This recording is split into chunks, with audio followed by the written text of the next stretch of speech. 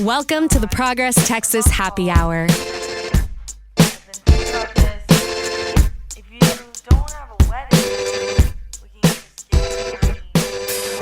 Welcome back to the Progress Texas Happy Hour. I'm podcasting director Chris Mosier. As we're recording on Thursday, January 16th, we are mere days away from the second inauguration of Donald Trump, a fact that still seems surreal to people who are paying attention and value progressive ideas.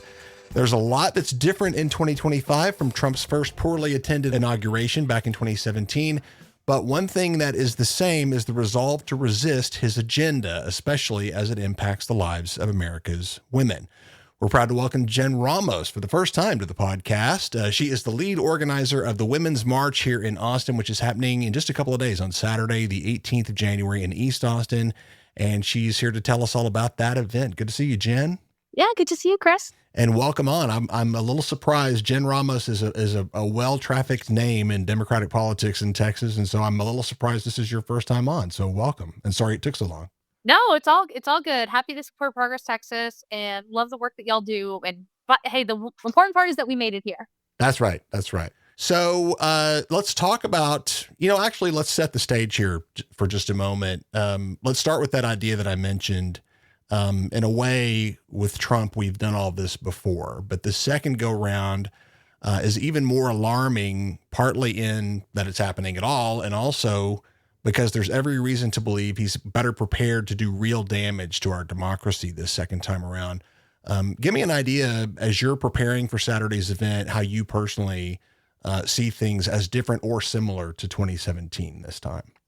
Yeah, I think there are some significant differences coming into the second Trump administration compared to the first. I mean, we have to recognize the harsh reality that there are people that literally did not make it out alive from the first Trump administration, whether that was his efforts to make deportations, whether it was issues with Black Lives Matter and the way that marginalized communities are ostracized, whether it's instances of white supremacy and those who were brave enough to speak out against white supremacy falling victim to vicious attacks and issues with protesting. We very much saw a lot of turmoil in the first Trump administration, but a lot of this was him figuring things out as he went, understanding that there were definitely people in the room that are smarter than he is, and I think that's going to be the case in the second administration.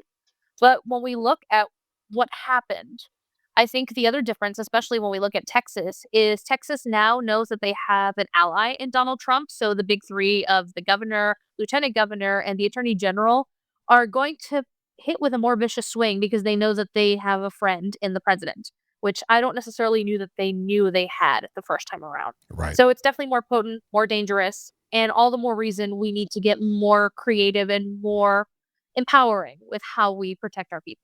What's your impression so far in terms of the public reaction to the second election of Donald Trump? It's definitely, it's a different sort of shock. It's not, it's as shocking as the first time, I think, in some ways more shocking, but this time there seems to be, maybe a little bit of is there a weariness to this time around, or what do you think? I think it depends on who you ask. Yeah. And what I mean by that is if you ask women of color, if you ask people who have already been disenfranchised and who were the first ones to really kind of live in the world of a Trump presidency, it's like, okay, we're not surprised. The world has not been favorable or kind to us. So we would not be surprised that one of the most incredibly qualified candidates for president of the United States did not have a chance. Yeah. Like, that's no shock to anybody who at least has been a woman of color or has been a person of color who has had to face those internal obstacles in a life post-Trump. But if you ask folks who might have the privilege of being slightly more removed from that reality, it's a shock. And unfortunately, we can't be shocked by this. I think that one of the things we have seen in this second administration and even in Trump's election is that the hard right has gotten more and more emboldened. We've seen this as the Tea Party has picked up steam. We've seen this with folks like Marjorie Taylor Greene and even Dan Patrick and the way that he has handled the Senate. They're becoming more blatant because they now feel more comfortable. Right. And I think it's really going to be up to us to push back and say, no, don't get comfortable. We cannot let you get complacent. We're calling it for what it is. Right. And that's the name of the game coming up on Saturday with the Women's March here in Austin. Tell us about the particulars of the event. Give us an idea of the schedule and what's going to happen. Yeah, absolutely. So first and foremost, I do want to bring up that this is not your average women's march. We know most people are very familiar with images of pink hats Right. and Wendy Davis on stage and everybody really empowered and everybody thinks of that iconic image of the Texas Capitol with floods and floods of people, which is wonderful. Don't get me wrong. We appreciate it and we understood what that meant in 2017. But times have definitely changed. Things are very different now. And one thing that we've noticed is that marginalized communities did not feel heard or respected moving forward in the years since then. And so for me, it was really important to come up with an event that was very different than what people think of when they think of the Women's March. So there were several changes that were made. First and foremost, we will not be meeting at the Texas Capitol this year. And Hmm. there's a multitude of reasons for that, but that's the biggest change, that we will not be marching at the Capitol. And we instead will be meeting at Huston-Tillotson University this Saturday. Mm-hmm. And it is the oldest institution of higher learning in Austin. It's also in a historically Black community in a historically Black college, Right. just to kind of bring it back into community. So there's that. And then in addition, we have no elected officials or candidates that are part of the speaking program. Not because we don't respect or appreciate our elected officials, but it's really important if we're going to talk about building community and really leading up to support each other. Who better to speak to the issues that Texans face on a daily basis than the people closest to the problems and the people closest to the hurt that we have experienced? So it's all a great lineup of 10 intersectional women and femmes who are organizers and community leaders in their own rights, sharing their personal stories about what it means to live in Texas and the reasons why we need to rely on community the most. And lastly, there has been so much of a concern, and this was a big concern in 2017, idle hands asking, well, what do I do next? And how do I get in? And hashtag resist. Well, we want you to put your money where your mouth is. And instead of just focusing on a march and then letting that be the end of your civil disobedience, we want you to get involved in a local community organization. So we have over 20 mutual aid and civic engagement groups that will be there to table and sign you up to commit you for your first volunteer shift. Whether it's helping out with developing winter coat drives, whether it's collecting tampons or feminine care products for girls who are underprivileged, whether it's working with sexual assault survivors, we want to be able to invest in our community and give back to our community because ultimately we believe that community is going to be what sees us through a second Trump administration. Very, very good. It's definitely sounds like a terrific way to channel some of that, that negative energy that's floating around out there over this, to put that into action. It's a great opportunity for that for sure. So my wife and my daughter both took part in the 2017 march, and I remember the pictures from that, and it was a very meaningful event for them for sure. And I remember them telling me that there were a handful of men around, kind of in support side roles, if you will. Is there a message for us male types who would like to get behind what you guys are doing on Saturday? Absolutely. So we are actually really thrilled that our fiscal sponsor for this event is Men for Choice, who is a national organization that focuses on bringing men and male identifying allies into the conversation about reproductive justice. So I think even though this event is called a Women's March, we definitely will not discriminate against our men and our non-binary friends. We want you all to join in and help us get into the cause. But I think the biggest piece of advice I can give for my men is don't be afraid to roll up your sleeves and speak out. Right on. Part of the problem is we assume that feminism or even some of the issues that plague women are only women's issues, but no, they're human rights issues. As we see with Amanda Zorowski, who is actually our keynote speaker for this Saturday, Oh, her great. husband has been a steadfast advocate for her reproductive care and has been a champion as her husband to stand by side and say, hey, this happened to my wife and this shouldn't happen to yours. Yeah, her husband Josh, we've seen him along with her, in El Paso at the convention and different places. Yeah, he's definitely been right by her side. Are there any other speakers that you would name drop here so we'd know what to expect? Yeah, so I'm excited that we have several folks that are going to be speaking on several issues I know that are especially important to Progress Texas.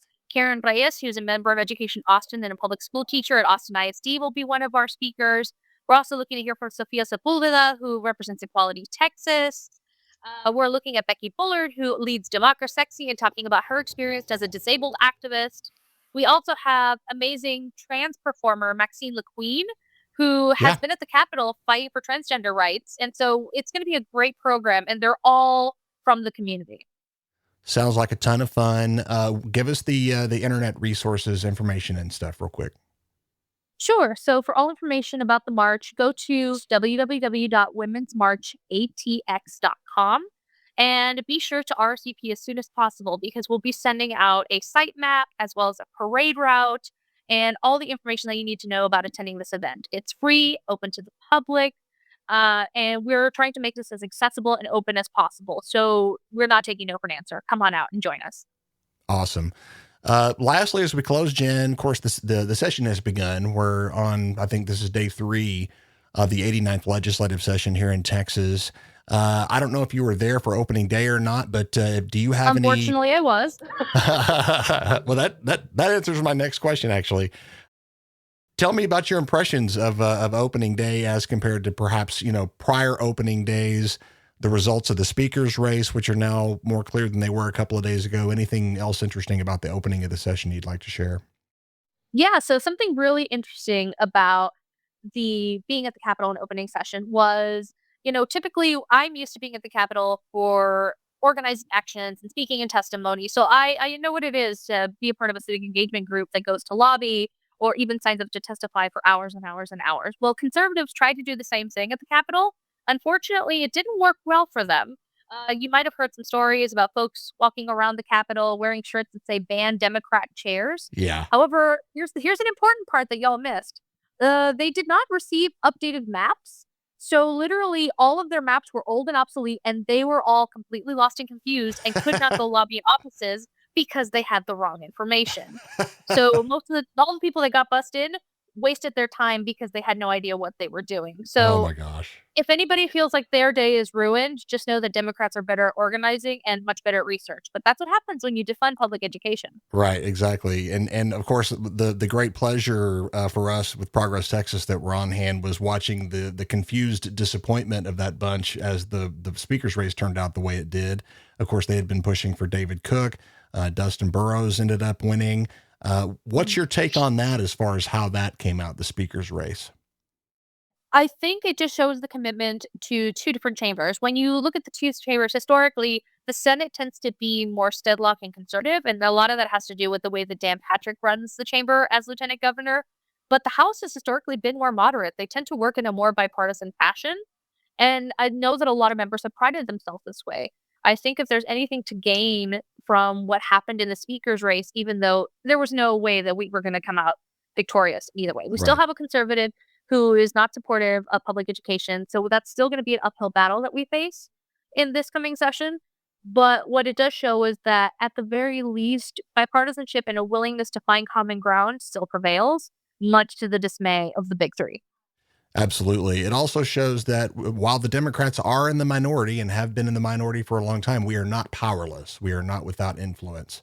So that's a big deal. And I noticed that Lieutenant Governor Patrick, I think incorrectly, said this is the first time that a minority party has ever elected a leadership of a chamber. And I was like, well, that can't possibly be true. It's interesting that he's crowing that, oh my God, the Democrats got one over on us. So, I wouldn't expect anything less from somebody from Maryland to not understand Texas history correctly. All right, awesome. Jen Ramos, once again, the Women's March here in Austin is happening on the 18th. Importantly, what time to show up?